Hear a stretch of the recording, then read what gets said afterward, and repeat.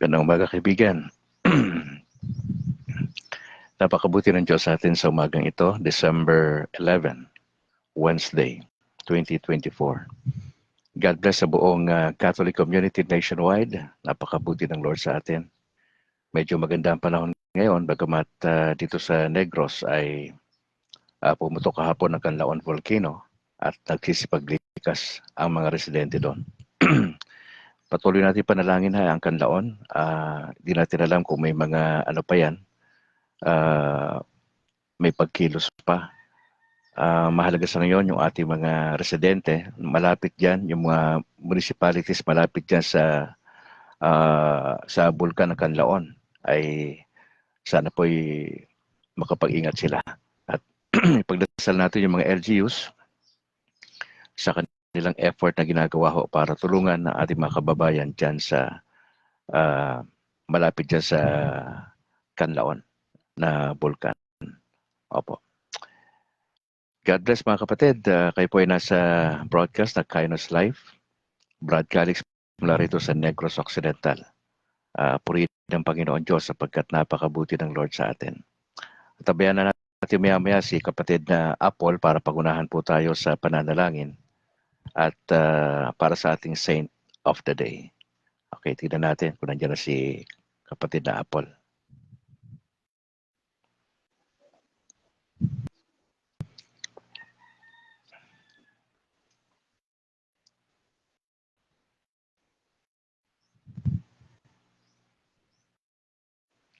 Kung kayo po ay nagkakape-kape na, magkape na ho kayo. Medyo maaga pa naman sa mga oras na ito. Alas 5:59 sa aking orasan. At God bless sa lahat ng mga Catholic Faith Defenders nationwide. Maganda umaga po. God bless po. Pinabati ko muna si Bishop Patricio dito sa Diocese ng Bacolod, Buson, Father Dominic Diramas at ang makasamahan nilang pare dyan sa Diocese ng Bacolod. Binabati ko rin ang aking parish priest sa San Juan Nepomuceno na si Reverend Father Luan Torrefranca. Ganon din si Father Robert. God bless. Reverend Father Brethren Ray Gamal, ang spiritual advisor po ng CFD. Maraming salamat, Pads, sa inyong pananalangin. Tadi ayusin natin to.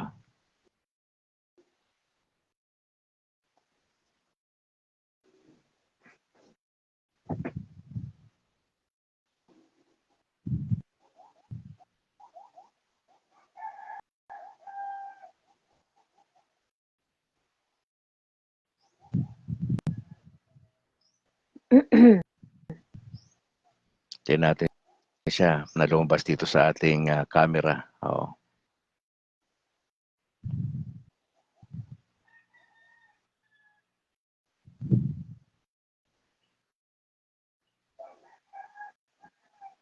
Hello? Hello, good morning. Hindi pa kita makita sa hindi pa kita makita rito sa screen. So, pero narinig mo ko, bro. Yes. Klaro naman. Dali lang Oo. Na natin dito kung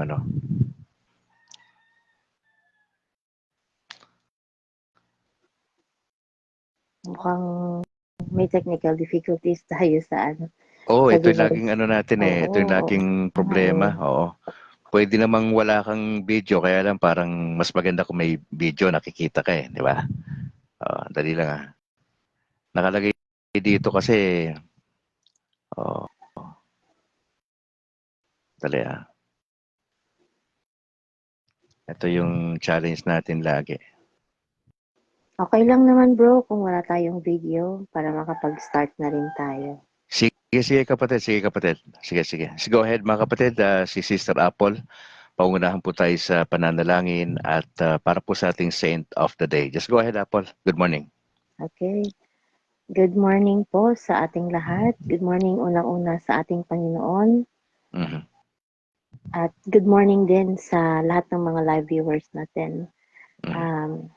Let us all put ourselves in the most holy presence of God.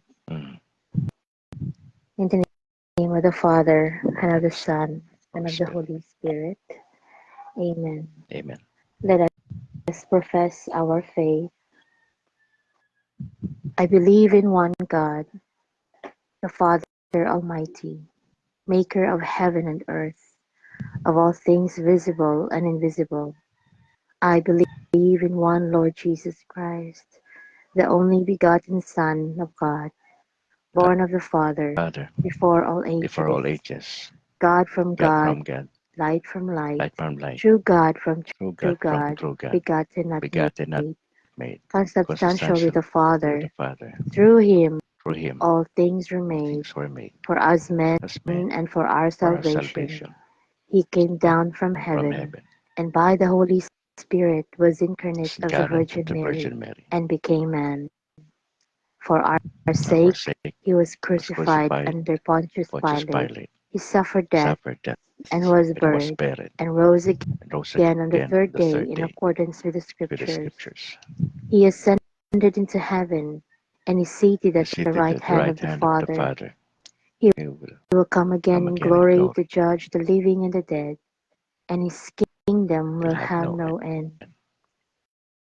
I I believe believe in in the the Holy Holy Spirit, Spirit, the the Lord, the Lord, giver of the giver life, of life, who proceeds proceeds from the from the Father and the Father, Son, the Son. who with the Father and the Father, Son is the Son adored is and adored, glorified, glorified, who who has has spoken through the spoken through the prophets. prophets.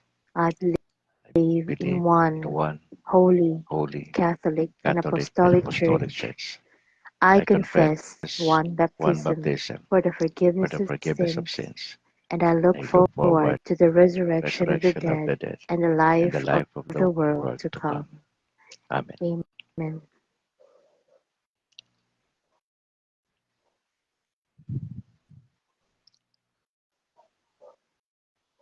Let us now proceed to the saint of the day.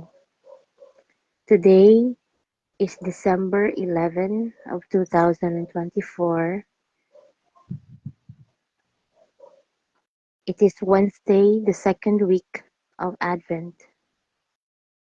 And we will read the article of Saint Damasus, Pope. Saint Damasus the First. All lovers of Scripture have reason to celebrate this day. Damasus was the pope who commissioned Saint Jerome to translate the Scriptures into Latin, the Vulgate version of the Bible. Damasus was a 60-year-old deacon when he was elected Bishop of Rome in 366. His reign was marked by violence from the start when another group decided to elect a different pope. Both sides tried to enforce their selections through violence. Mm, Though the physical fighting stopped, Damasus had to struggle with these opponents throughout his years as pope. Damasus may not have won this battle directly, but he won the war by initiating works that outlasted all his opponents. Not only did he commission the Vulgate translation, mm, but he also changed the liturgical language of the Church from Greek to Latin. mm, He worked hard to preserve and restore the catacombs, the graves of the martyrs, and the relics. Damasus was a writer, but he didn't author many volume treatises as other Christian writers did. Damasus liked to write epigrams in verse, short sayings that captured the essence of what needed to be said. He wrote many epigrams on martyrs and saints, and he wrote one about himself that shows his humility and the respect he had for the martyrs. mm. In a Roman cemetery is the papal crypt he built. All that is left of him there, however, is this: I, Damasus, wished to be buried here, but I feared to offend the ashes of these holy ones. Instead, he died when he died in 384, he was buried with his mother and sister. Let us offer one Hail Mary for peace in our hearts, in our homes, for our country, and for the world. Mm. Hail Mary, Mary, full of full of grace, grace, the Lord is the with Lord is you. with you. Blessed art thou Blessed are you, amongst women, women, and blessed is the fruit of of thy thy womb, womb, Jesus. Jesus. Holy Mary, Mother of God, pray for us sinners, now and at the hour of our death. Our deaths. Amen. Amen. Immaculate Heart of Mary, pray for us. In the name of the Father, and of the Son, Son, the and Holy of the Spirit. Holy Spirit. Amen. Alright, maraming salamat kapatid na Laarnili, sa Natal Balinas. Kapatid, baka meron kang announcement sa church ninyo, just go ahead. Good morning ulit sa ating lahat. So far, wala naman po. Invite ko lang po ang mga nanonood, mga Catholics na gustong matuto ng Latin Rosary. Meron po tayong Latin Rosary Missionaries, and we pray the four mysteries every day. We pray for everyone, for all the priests, um, cardinals, the bishop, and especially for the Pope. We pray for everyone, sa lahat po na gustong sumama sa aming magdasal. I-like nyo lamang po ang aming page, Latin Rosary Missionaries. You can join us live stream po sa Facebook. We also have our schedule of prayers sa aming Facebook page. And aside po sa mga schedule ng Latin Rosary, we have also our devotional prayers. Like 3 a.m. and 3 p.m., meron po kaming Chaplet of the Divine Mercy. Mhm. Every 6 a.m., meron din pong English Rosary. Mhm. Kasunod po yan is yung devotion sa Precious Blood of Jesus. And sa gabi naman po at 6 p.m. is the Chaplet for the Souls in Purgatory. Para naman po yun sa mga mahal nating pumanaw na. At sa lahat po ng mga kaluluwa sa purgatorio, pinapanalangin po natin. At sumasama din po sila sa ating pagdadasal. So, yun lang po, Brother Al. Maraming salamat and God bless you. I keep praying for you and your family. At sa lahat ng mga nanonood po, good morning and God bless us all. Alright mga kaibigan, napakinggan natin si kapatid na Laarnili Ehusa Natal Balinas. Ang regular na ho natin makasama sa ating broadcast sa Kindness Live pagka umaga Monday to Friday. Sister Apple, maraming salamat. God bless sa buong pamilya at sa inyong parish priest. God Thank you. bless. Good morning.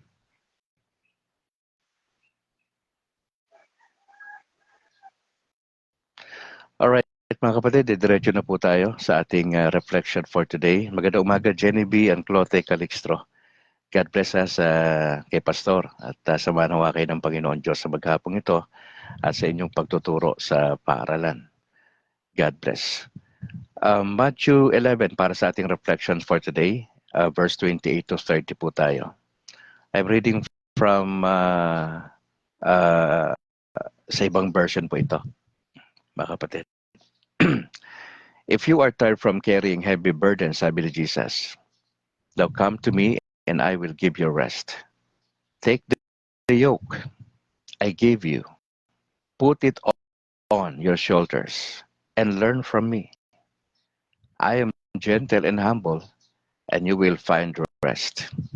This yoke is easy to bear, and this burden is light. John Paul Rubi, bro, magandang umaga. Maraming salamat for joining. Ganito sa aking may bahay, kay Annalyn Ledesma Calixtro. Mga kapatid, itong talata na ito ay napakahalaga. Si Jesus Christ ay nasa langit na po at siya po ay nagdadasal doon at tagahanda sa kanyang ikalawang pagparito. Sa Catholic community, ito po'y Advent. Ito'y pag-aantay para po sa atin, para sa Kanya. At mahalaga, habang inaantay natin ang muling pagparito ni Kristo, ay may mga paghahanda po tayo. Pero at the same time, habang naghahanda tayo, kasabay ho niyan, yung maraming challenges sa buhay po natin. Ang sabi ng Lord, if you're tired from carrying heavy burdens, siyempre, normally, kapag ang tao masyadong maraming iniisip sa buhay, maraming burden, di ba? Ang burden, hindi lang naman finances.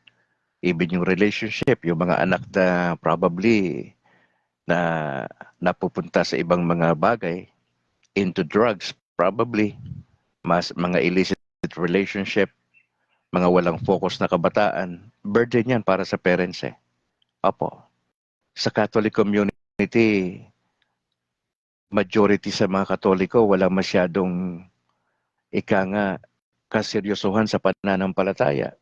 At siyempre mula sa ating bishop sa Diocese ng Bacolod at sa ating mga local priest, ito ay burden for them na ang kanilang panalangin ay itong mga malaking porsyento ng mga Katoliko sa Pilipinas ay siseryosohin ang pananampalataya kay Kristo at yayakaping patuloy ang turo ng simbahan.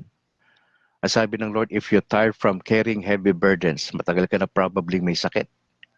Matagal na nagdurusa, hindi lang yung pinansyal na aspeto. Heavy burdens para sa'yo. Ang solusyon po dyan, come to me, sabi ni Jesus. Itong come to me ito po'y responsibility ng bawat Katoliko. Hindi po tayo lalapit kung kani-kaninong tao. Lapit tayo direkta kay Jesus. Importante po yun, come to me. Yung me po dyan ay si Jesus po yan. At kapag lumapit tayo sa Panginoon, marami tayong daladala na heavy burdens. May pangako ang Panginoon Diyos. Ang sabi niya, I will give you rest. Pag sa tao ka lumapit, wala tayong masyado maasahan. Baka ma-discourage ka pa. Kung sa tao ka lalapit, baka may masabi pang hindi maganda para sa'yo. Diba? May mga taong ayaw sila maistorbo eh. Pero si Jesus, pag lumapit ka sa Kanya, sa panalangin, hindi pwede mapikol si Jesus sa'yo eh. Kasi naintindihan ka niya in the first place. Kasi yung mga pinagdadaanan natin, somehow pinagdaanan ng Panginoon nung siya nasa lupa. Especially mga temptations. Napagdaanan lahat yan. Matitindi pa nga yung dinaan ng temptation ni Jesus eh. Pero hindi siya pinabayaan ng God the Father. Hindi siya pinabayaan ng God the Holy Spirit. Inalalayan po siya. And I will give you rest. Mga kapatid, walang tao sa Pilipinas ang able to give you that kind of rest. Mga kapatid. Now, hindi po yan yung rest na mamamatay ka pisikal. Hindi ho.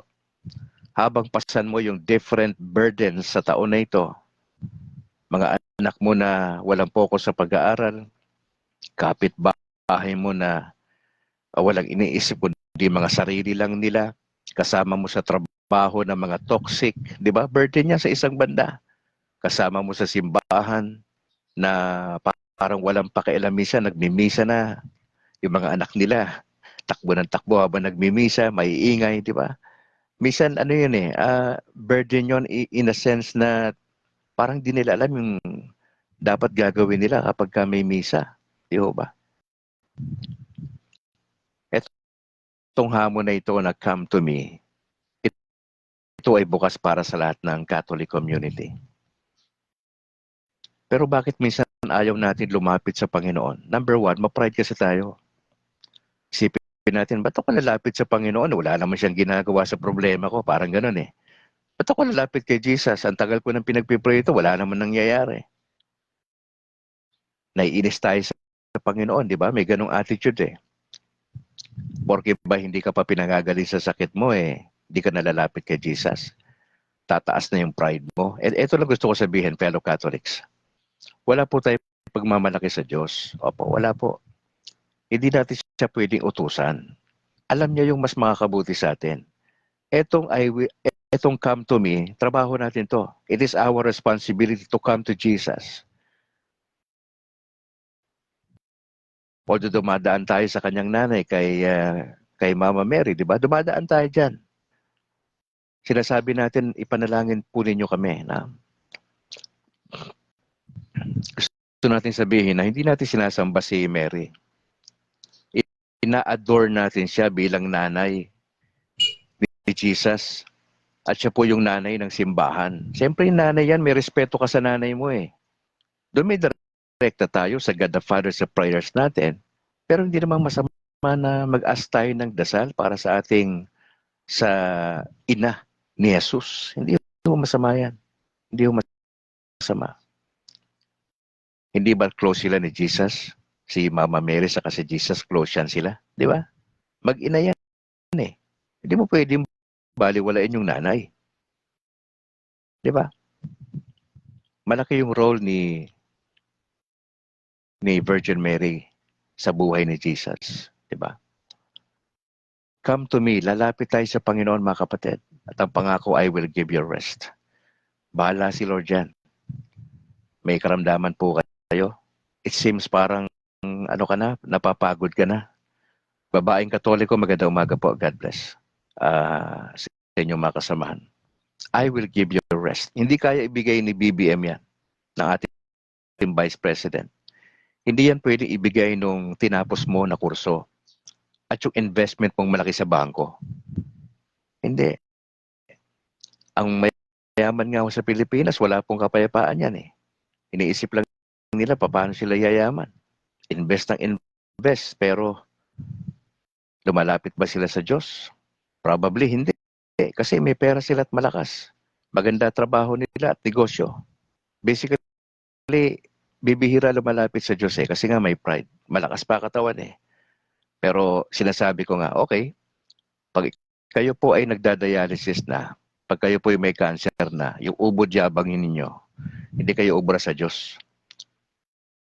Kasi nagyayabang po tayo. Kasi malakas kayo, may pera kayo, matalino po kayo. Hindi nyo na-realize yung talino nyo, yung lakas ng katawan ninyo, at yung galing ninyo sa pagninegosyo, hindi galing sa inyo yan. Hindi galing sa inyo, galing sa Lord. Kaya ang tamang attitude, balik ka lagi kay Jesus, magpasalamat ka. Buhay ka pa, nagising ka kanina, pasalamat ka sa Lord. Eh ano kung may pera po kayo? Eh ano kung malakas po kayo at may tinapos kayo at may PhD po kayo? Eh kung hindi po tayo lalapit sa Diyos, may problema tayo. Meron ka bang heavy burdens, kapatid? Ang solusyon, you come to Jesus. At ang pangako ng Panginoon, I will give you rest. Na verse 29, take the yoke. Alam po ba ninyo yung yoke? Yung yoke po na yan po yung nilalagay dito sa balikat ng mga hayop. Ano po yung purpose doon? Para ho diretso sa pag-aararo. Nakakita na kayo nag-aararo? Dito sa probinsya may nag-aararo. Lahat ng pasan na andun sa hayop eh. Opo. Alam po ba ninyo ang symbol ng yoke? Y-O-K-E. Dalawa ho. Ang symbol po ng yoke ay obedience and hard work. Yan dapat yung ma-develop sa mga Katoliko, sa Catholic community. It's about time for us mga kapatid, seryosohin natin yung ating pagiging Katoliko.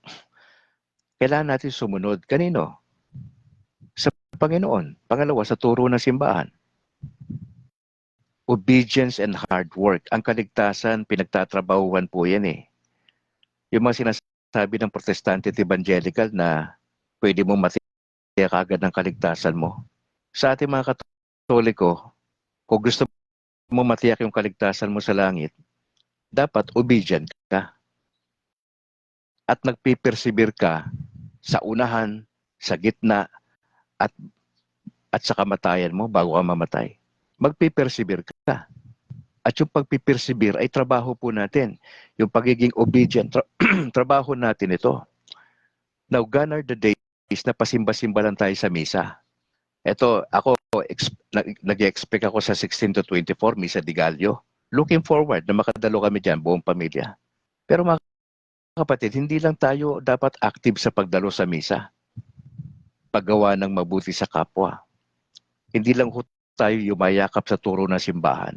Mga kapatid, malibang sumunod tayo sa kalooban ng Diyos, mapapahamak tayo. Mapapahamak po tayo. Kagabi, pinag-usapan natin sa usapang Katolisismo na tayo mga Katoliko, hindi tayo pwedeng magkaroon ng extramarital affair doon pag married ka. Kasi bawal po yan. Mortal sin po yan.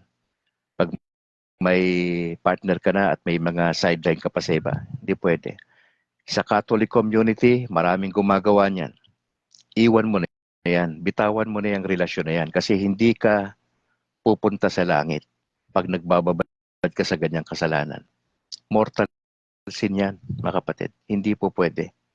Magandang umaga sa aking anak, kay Josiah Calixtro, sa iyong may bahay, anak, at kay Zoe. God bless. Sama ka ng Lord sa iyong trabaho. Yun po yung symbol ng yoke, obedience and hard work. Tatanungin kita, are you obedient? Are you following the principles of God's Word? Sinusundan mo ba yung turo ng simbahan na nakalagay sa Catechism of the Catholic Church? Meron ka ba panahon magbasa ng salita ng Diyos, gumawa ng mabuti sa iyong kapwa? Yun po yung Katoliko. Ang tunay na Katoliko po ay merong pagsunod at meron siyang hard work.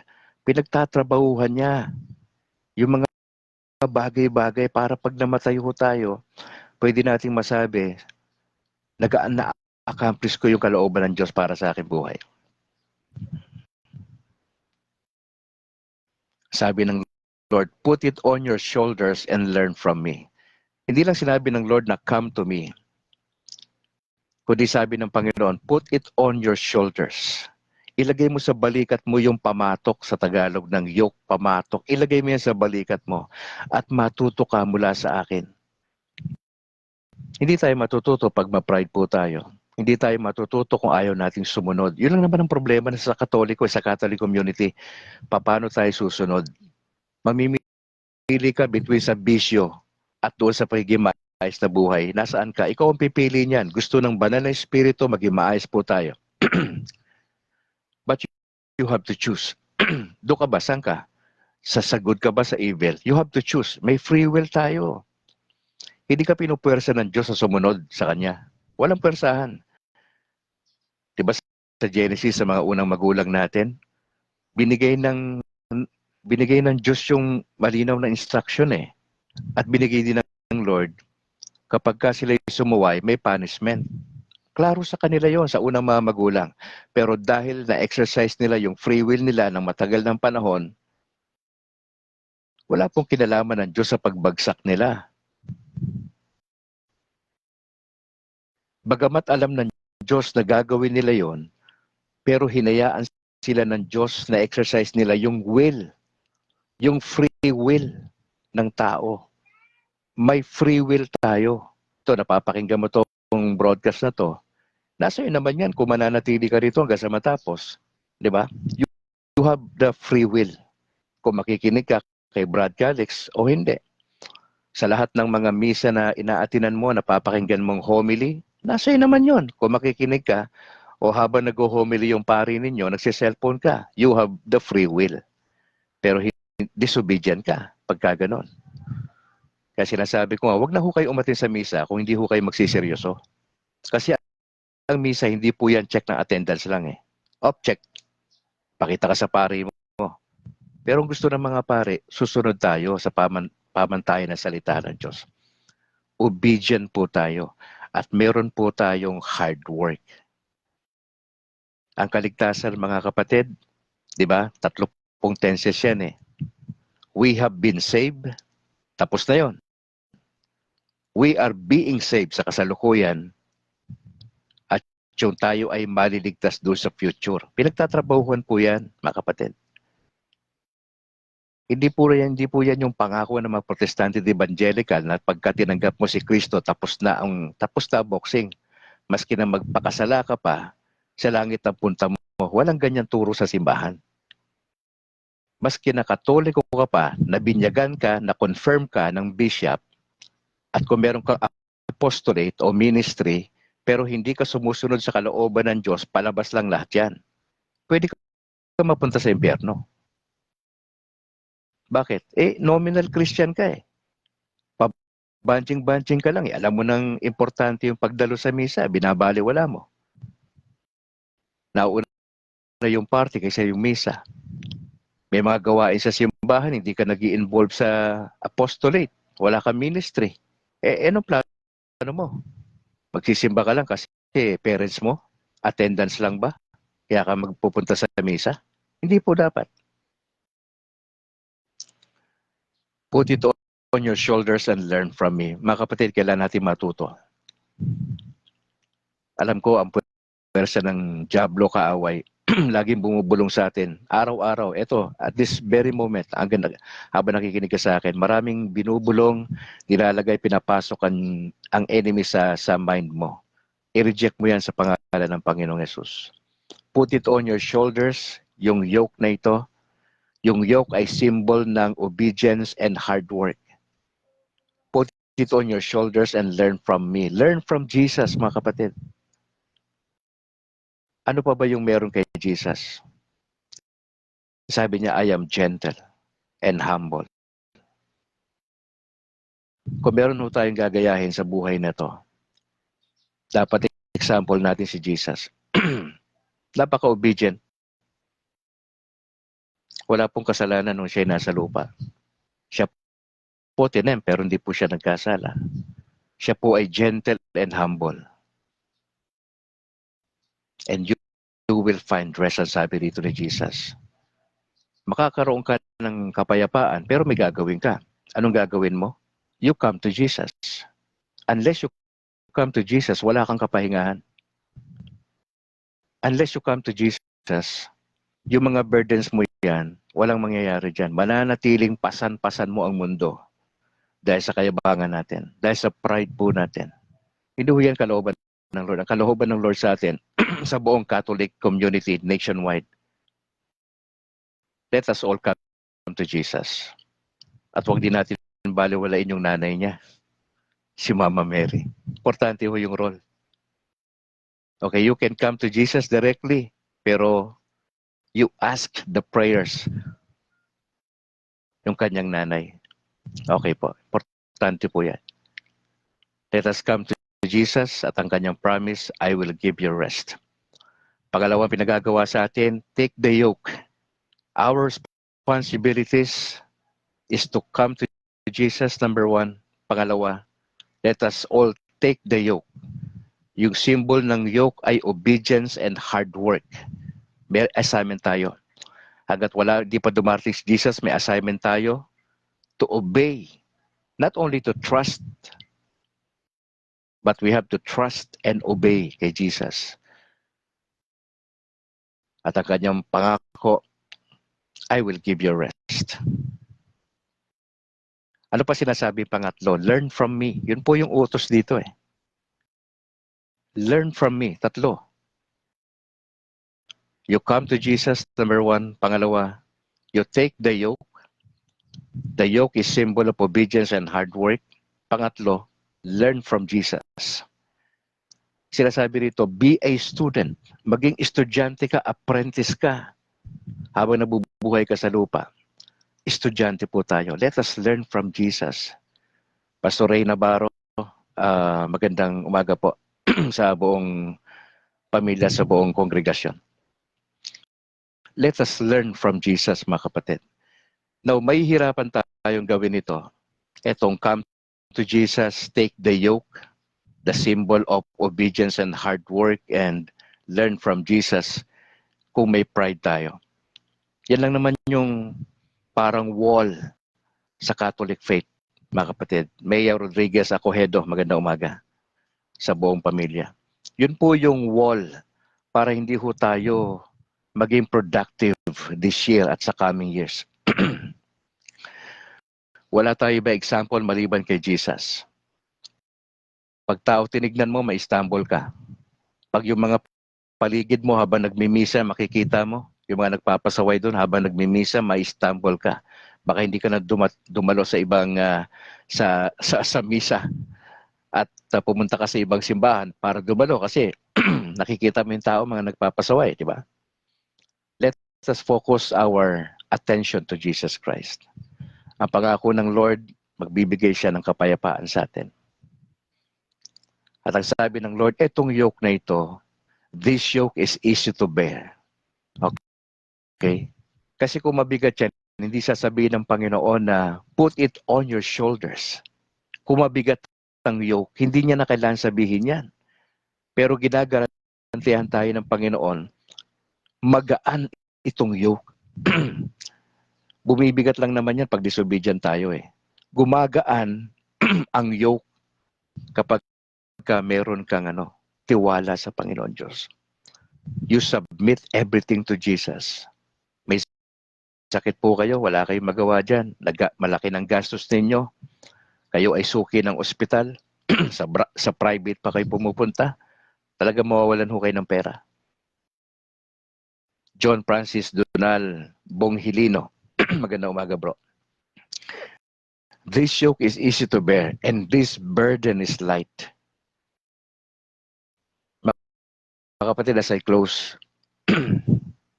ang hamon ko sa Catholic faith, sa Catholic community as a whole, nationwide, ang hamon ko sa inyo mga kapatid, ito ay Advent season. Nag-aantay tayo sa ating Panginoon. Habang inaantay natin si Jesus sa kanyang muling pagbabalik, sana matagpuan tayo ng Panginoon Diyos na hindi tayo mayayabang, na lumalapit ka sa Panginoon.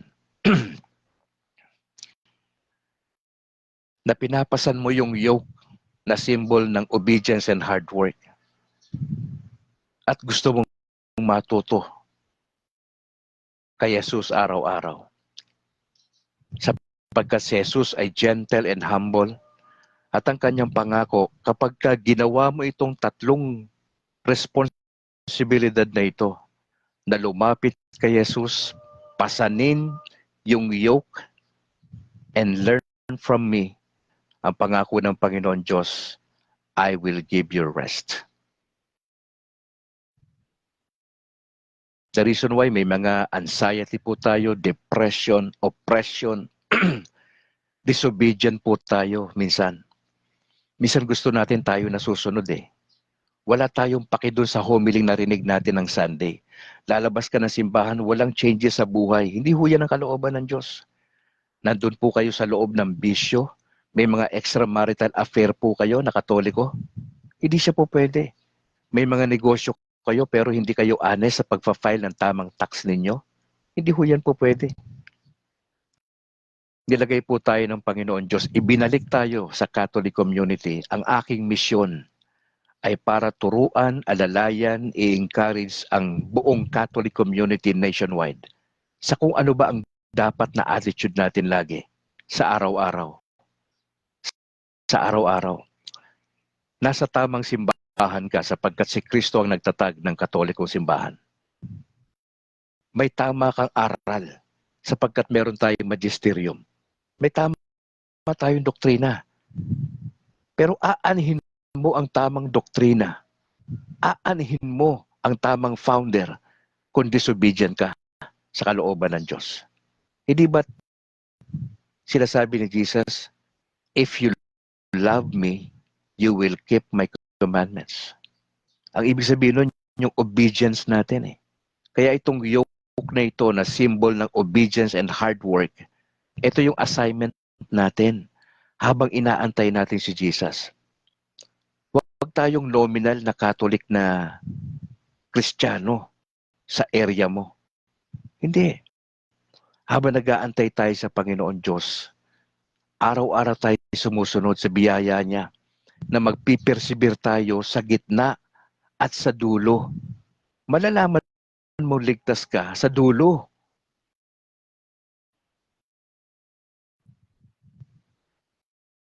Sa palagay ko, mas maraming pupunta sa atin sa purgatorio.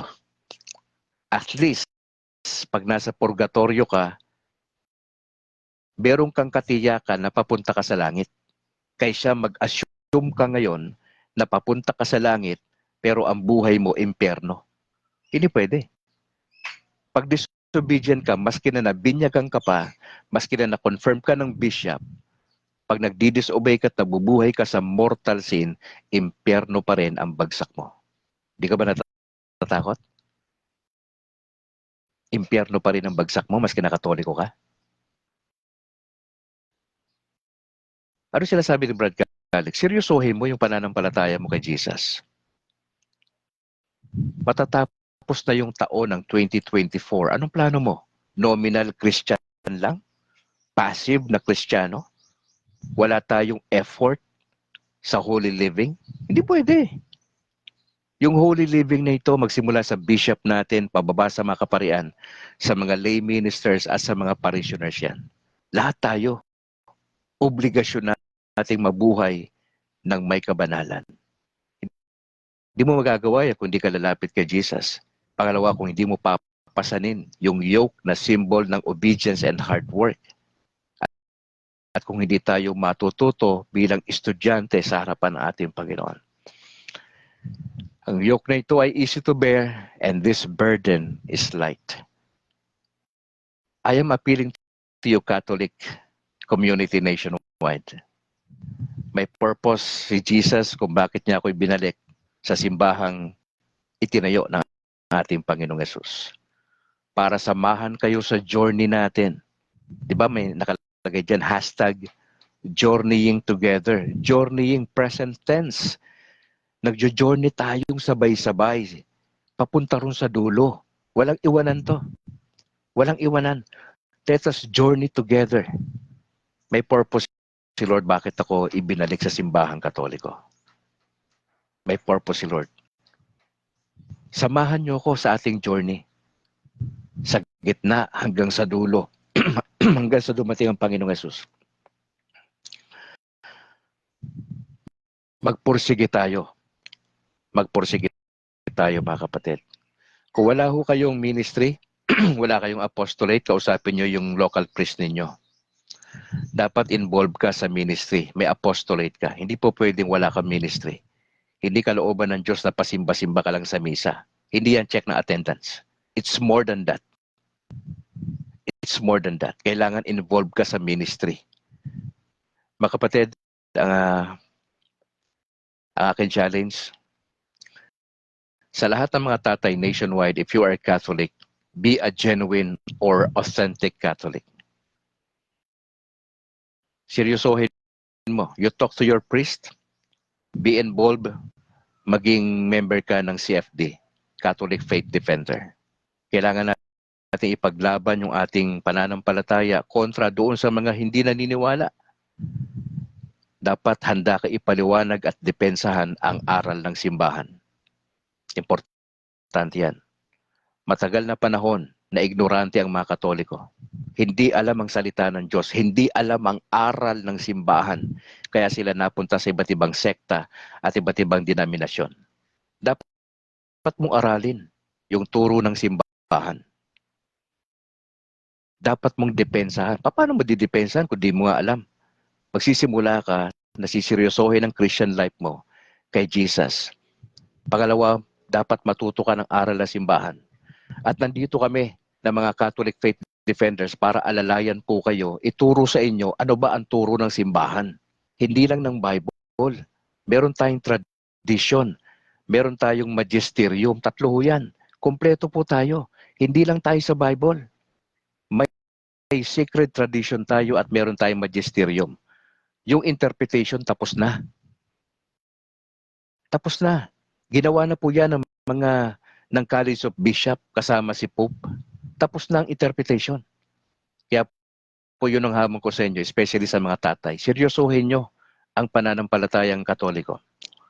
Hindi nyo kailangan mag-transfer sa ibang sekta o denominasyon para ipakita na totoo kayo. Ipakita nating sabay-sabay sa mga non-Catholic na ang Katoliko pala ay matino. Hindi lang sa doktrina, hindi lang nagsisimba sa misa, kundi ang buhay maayos. Hindi mga Katoliko na palahubog, maraming bisyo, maraming kerido. Yan po yung problema. Yun po yung sinasabi ng protestante sa atin eh. Kaya hindi sila maniwala sa atin kasi hindi makita sa buhay natin. Pues, para mabawasan yan, ipakita mo. Franklin Villaflor Cacho, magandang umaga. Darling Maya Peñaflor Sibonga, magandang umaga. Para nakita ko si Pastor Jairel Catalan, mga kaibigan natin to. Magandang umaga sa inyo mga pastors na kasama natin sa ating broadcast today. Kung gusto nyong mas maayos na usapan, just give me a call. Just give me a call, usap tayo at ipapanalangin ko po kayo. Kasi magandang involved kayo sa gawain ng Panginoon Diyos. Alright, bago tayo manalangin, I'd like to announce ilang mga bagay dito. Once again, we'd like to greet yung ating bishop, si Bishop Patricio Buson sa Diocese ng Bacolod. Bishop, magandang umaga po. Ganoon din kay Father Dominic De Ramas at yung ibang kaparian na kasama nila dyan sa Diocese ng Bacolod. Binabati ko yung aking parish priest sa Sumag, sa San Juan Nepomuceno, si Reverend Father Luan Torrefranca. Pads, magandang umaga po. Ganoon din kay Father Robert. Ganoon din kay Father Brethren Ray Gamala, ang spiritual advisor ng Catholic Faith Defenders, Bacolod. At sa lahat ng mga kasama ko sa Catholic Faith Defenders sa Bacolod, si Bro Christian Paul Gailan, ang aming presidente, Harvey Angke, ang vice president, George Maquiles, ang secretary, saka si JB Akma, ang aming treasurer. God bless sa lahat ng Catholic Faith Defenders sa Bacolod, Granada, Talok at Kabangkalan. Mga kapatid, huwag niyong kalilimutan na makinig po kay Reverend Father Darwin Gitgano. Magandang umaga, Bro Levi Posadas, God bless. Ganoon din kay Pastor. Makinig po kayo kay Reverend Father Darwin Gitgano sa punto por punto at yung mga kasamahan niya. Opo. Pwede rin kayong makinig lalo na, ito highly recommended, no? Ang Factbusters PH si Cabornok. Opo. Factbusters.ph para ho mas lumalim pa yung ating aral. At pinag-uusapan po, nakafocus po dyan sa Factbusters PH, paano nyo sasagutin ang Iglesia ni Manalo. Okay? Makinig kayo kay Cabornok, marami siyang pinopost sa YouTube. Pakinggan nyo ito kasi napakaganda ng kanyang presentation. Ang kanyang focus, Iglesia ni Manalo. No? Makaka-benefit din dito yung mga kaibigan nating protestante at mga evangelical kung paano nyo sasagutin ang tama kung sakasakaling maka-enkwentro kayo ng mga INC. Okay? Edith Domingo, magandang umaga. Maraming salamat. Announcement lang ito para sa mga kasama ko rito sa parish, sa San Juan Nepomuceno, parish sa Sumag. December 13 po, yan po ay Biyernes. Etong Biyernes na ho yan. Magkakaroon po tayo sa ating parish ng anniversary po sa pagkapari po ng ating parochial vicar na si Reverend Father Robert Christopher A. Nobles. Biyernes na po yan, 13 po ng Disyembre.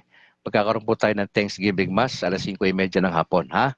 Punta ko kayo mga kapatid, yung mga kasama ko dyan sa San Juan Nepomuceno, Parish Church sa Sumag. Opo, December 13, anniversary sa pagkapare ng ating parochial vicar na si Reverend Father Robert Christopher A. Nobles. Meron tayong Thanksgiving Mass, alas 5:30. Okay. At isa pa mga kapatid, pakinig po kayo sa DYAF. Ito po yung ating station sa Bacolod. Ang transmitter yan nandito sa Sumag o sa parish. I was invited dito nung nakalipas na araw sa aking conversion story. Opo. Makinig po kayo dyan sa DYAF 1143 kHz. Bari kayo tumawag sa kanila sa ilang mga concern sa 475-0428 o di kaya sa kanilang numero na 0906-453-1921. DYAF 1143 sa Talapihitan. Okay. Punta lang ho kayo kung may mga personal concern kayo at nandyan yung ating acting station manager na si Reverend Father Dominic De Ramas. O siya po ang acting natin dyan, mga kapatid. Sige, tayo po'y manalangin. Manalangin na tayo sa umagang ito. Ama, maraming salamat po. Napakabuti nyo. Salamat po sa inyong salita. Meron kaming responsibility na lumapit kay Jesus, pasanin ang yoke, at matuto sa Kanya. Salamat sapagkat si Jesus ay gentle at humble. At ang yoke nito na sinasabi ni Jesus ay easy to bear. Ito po ay light. Maraming salamat sa pangako nyo na we will find rest in Jesus. Lord, pinagdadasal ko ang aking may bahay na merong may colon cancer, stage 3. kami po yung nagdadasal na sa inyong kalooban, we pray for miracle. Pero kung iba ang kalooban nyo, Lord, mangyari ang kalooban nyo. Mas prefer namin yung kalooban nyo. Pero kung kami yung tatanungin nyo, ako personally bilang asawa, gusto ko siya makasama na matagal pang panahon. Makita niya mag-graduate yung mga anak niya sa pag-aaral. Lord, gusto ko na makasama ang misis ko sa kanyang 50th birthday next year. Kung kalooban po ninyo, mangyayari po yan. Pray kami sa lahat ng mga nagdadialysis sa iba't ibang ospital, sa kabuang Catholic community. We just pray, kahabagan niyo po sila. Yung mga nag-undergo ng operation sa oras na ito, bigyan niyo po ng talino at gabay ang mga surgeon na hindi sila magkamali sa procedure na gagawin po nila. Lord, praying kami sa lahat ng mga kaparian sa Pilipinas, sa lahat ng bishops, sa lahat po ng naandun sa Vatican, even sa aming Pope. I just pray kay Pope Francis that you will give him wisdom and strength. Ang magisterium, pinagdadasal po namin na gabayan niyo po sila. Ang bago pong kardinal na naidagdag sa Vatican, na si Cardinal David. Siya po ang bishop ng Diocese ng Caloocan. Maraming salamat. Tulungan niyo siya sa bagong hamon ng paglilingkod sa Vatican kasama si Pope.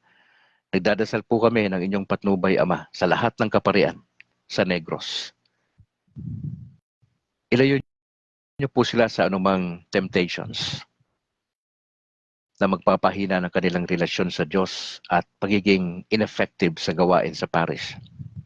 We are praying for those lay ministers, na seryosohin nila yung paglilingkod nila. Hindi ito dapat na isang palabas lang kada linggo. Dapat meron laging pagsusuri sa konsyensya. Nananalangin po kami sa lahat ng mga Catholic Faith Defenders nationwide. Si Father Darwin Gitgano at ang kanyang mga kasamahan. Sa kanilang patuloy na pagdidebate kontra sa mga maling aral. Dalangin po namin, tulungan nyo kami, even dito sa Bacolod, na marami ho kaming ma-encourage ng mga parishes at mga layman na sumama po at ipagtanggol ng sama-sama ang turo ng simbahan. Sa anumang pag-atake sa turo ng simbahan, bigyan nyo kami ng kaalaman at katatagan na habang inaantay namin si Jesus ay masumpungan nyo kaming tapat na bubuhay ng maayos na may kabanalan, sumusunod sa pamantayan ng inyong salita at sinusundan namin ang aral ng simbahan. Maraming salamat po, Ama. Salamat sa inyong salita. Itong aming dalangin sa pangalan ni Jesus. Amen. In the name of the Father, and the Son, and the Holy Spirit. Amen. Mga kapatid, maraming salamat for joining Edith Domingo, Pastor Cloyd Orseo, magandang umaga, Pastor, sa buong pamilya, sa lahat ng tropa natin sa Baptist community. Maraming salamat po for your understanding kay Brad Calix. And Lord willing, mga kapatid, next year, planning to organize an open, parang open forum sa Diocese ng Bacolod, Lord willing. I'll be inviting pastors sa mga kaibigan ko na to have an open dialogue. Opo, para ho magkaintindihan tayo ng konti patungkol po sa turo ng simbahan. Ito'y bukas na paanyaya sa lahat ng mga kaibigan kong pastor sa Bacolod. Opo. Lord willing, makapagkapi-kapi tayo. Pastor Cloyd, kung may time tayo. Bangrain, Mirasol, Ransam, bro, magandang umaga. God bless sa buong pamilya sa inyong ministeryo. At muli, isang panawagan sa ating Catholic community. Maglingkod tayo sa Panginoong Yesus. Huwag lang sanang check attendance ang pagdalo sa misa. Seryosohin natin yung pananampalataya natin. I-apply natin sa buhay natin yung homily na papakinggan natin sa ating parish priest. You support your parish priest. You pray for your priest. Importante ho yan. Sila po yung inaatake ng kalaban. Oho. Kaya ipagdasal ho natin yung ating kaparian dito sa Negros at nationwide. Muli nagpapasalamat tayo kay Sister Apple na kasama natin sa ating broadcast pagka umaga. Siya po yung nagdilid sa atin sa prayer at yung sinishare niya kung ano yung saint of the day. Magkikita tayo mamayang gabi sa Usapang Katolisismo. alas 7 ho ng gabi. Nasa number 10 na po tayo. Tatapusin na natin mamayang gabi. Usapang Katolisismo, alas 7 ng gabi. Kasama natin si Bro Angke, siya po ang Vice President ng Catholic Faith Defenders. Seminarista po yan, opo. Makasama natin siya mamayang gabi. Alright, sa ngalan po ng aking may bahay na si Annalyn Ledesma Calixto at yung aming dalawang anak na si James Philip at Alana Grace. Ako naman si Brad Calix. No, pakinggan ninyo. I-review ninyo ito ha. Ipakipasa po yung ating video sa Catholic community para ho makita nila itong video natin. At samahan nyo na ipagdasal ang si Brad Calix sa ating bagong misyon sa ating simbahan. To God be the glory. Ingat po kayo and bye for now.